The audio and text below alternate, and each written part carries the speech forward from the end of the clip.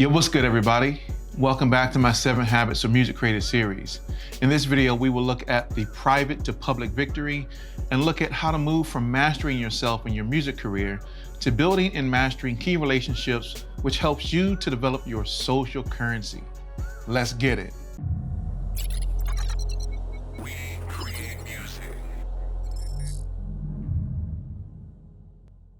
I'm B Vaughn, and this is video number 5 in our 7 Habits of Highly Effective Music Creators series. Once again, on this channel, we discuss relative music industry topics, provide practical information and resources, and we share tools to help further your music career. So if any of these areas interest you, take a moment to subscribe to our channel, hit the like button, and turn on the notifications, as it helps us to rank higher and make this type of content more available to other music creators like you.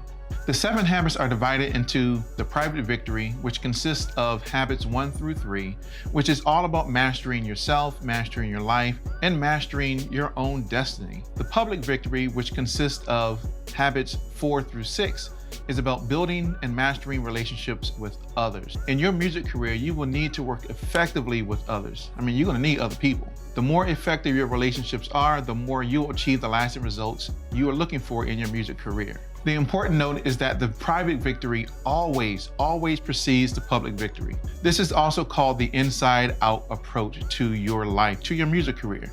You look inside yourself first. You develop yourself first. You create your vision. You learn how to be proactive. You learn how to be resourceful.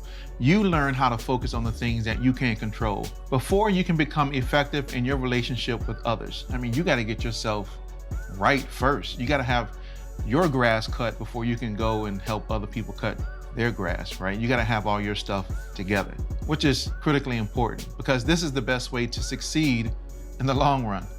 Only if you truly have mastered yourself can you be effective with and even be an industry example to others. All right, so once again, before we proceed any further, take a moment, subscribe to the channel, hit the like button, turn on the notifications, once again, as it helps us to rank higher and make this type of content available to other music creators just like you.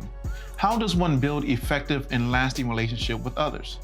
The 7 habits use the metaphor called the emotional bank account. We all know how, our regular bank accounts work. We make deposits, we save up money, and when we need to, get that money later, we withdraw it. An emotional bank account is an account based on how much trust you have established with others. You can either build up a huge reserve of trust, or you can completely deplete the trust in any given relationship. The emotional bank account works like a real bank. You make deposits, you make withdrawals. If you make a withdrawal and you ain't got no money in the bank, you know what happens. They want to charge you overdraft fees like twice, right? So it's pretty much the same thing when it comes to the emotional bank account. Covey identifies 6 ways to make deposits or reduce withdrawals, because the overall goal is to make consistent deposit over time and to try to not make any withdrawals if possible. So here's the first way to make a deposit, is to understand the individual, right? You have to understand people. You're gonna be working with people and through people and collaborating and building relationships. So this means listening intently to what the other person is saying and empathizing with how they may feel. It is important to care for others and to act with kindness toward them. You can't be a jerk. You can't be rude. You can't be a jerk, right? You're gonna have to empathize and be kind to others. Number 2 is keep commitments. Oh my gosh. This is like a big deposit.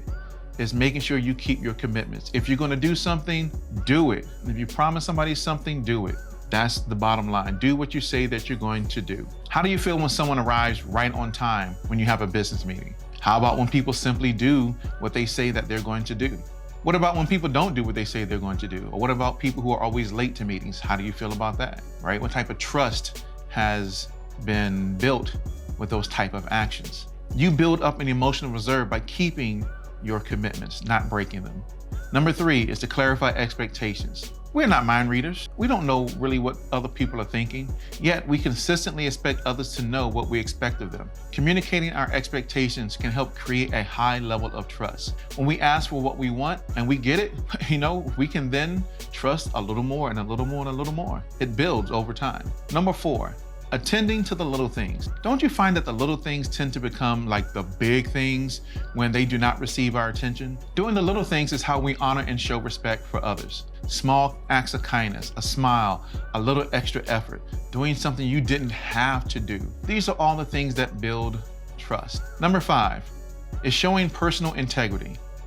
Oh my gosh, how many times have I talked about integrity, right? So integrity is the moral floor upon which trusting relationships are built.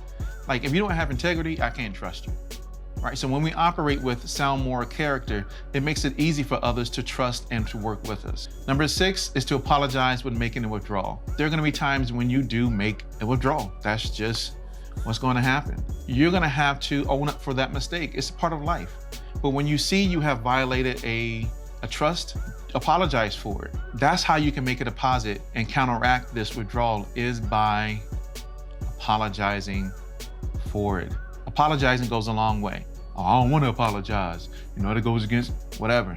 It's not about you. It's about building sustainable relationships. So when your trust level is high, you make lots of deposits. Communication is almost effortless. You can be yourself and others will understand you and appreciate you more. Then when you make mistakes or offend someone unexpectedly, you draw on that reserve and the relationship still maintains a solid level of trust because they know you probably didn't mean to do whatever it is that you did.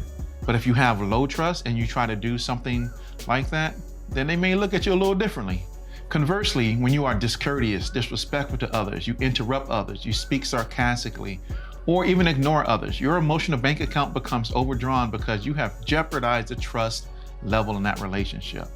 When the trust level is low, you have to be super careful of what you say and what you do. So you have to be sure to make lots of deposits and keep your withdrawals to a minimum. So before we move on to our next video, habit 4, think win-win. Take a moment and hit that like button. Make sure once again to subscribe to the channel and turn on the notification bell to be notified of new content.